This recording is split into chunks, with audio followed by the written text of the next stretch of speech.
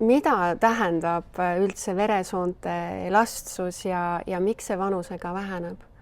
Jah, meil on kõigil sellised elastsed veresooned antud, aga elu jooksul kahjustavate tegurite toimel veresoonte sein, just eriti arterite sein, muutub tihkemaks. Ateroskleroos tekibki arteri seinas kõigepealt ja siis hiljem arteri valendikust.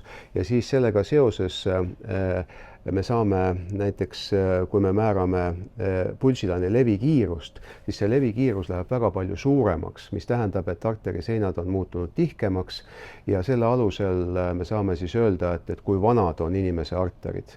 Et näiteks selliste aparaatide abil on võimalik määrata kuni 10 meetrit sekundis on see normiväärtus ja mõnel noorel inimesel võib juba see olla seal 10 meetri sekundis lähedal, tavaliselt on ta kusagil 5, 6, 7 meetrit sekundis ja me saamegi öelda, et kui elastsed on inimese arterid.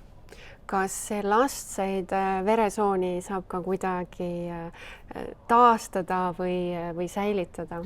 Jah, et säilitada on täiesti võimalik, aga ka taastada juhul, kui me väga tugevasti langetame kolesterooli, aga see on juba, kui nad on tõesti väga kehvas seisus. Aga säilitamisel kõige tähtsam on muidugi hoida vererõhk korras ja kui see ei ole korras, siis seda langetada nii, et normaliseerida. Kolesterooli langetamine, veresuhkru normaliseerimine, need on kõige olulisemad ja loomulikult oksüdatiivse stressi taseme vähendamine ja ka põletikuprotsessi, see baaspõletikuprotsessi viimine siis madalamale tasemele. Täname teid, doktor, nende huvitavate mõtete ja kasulike nõuannete eest.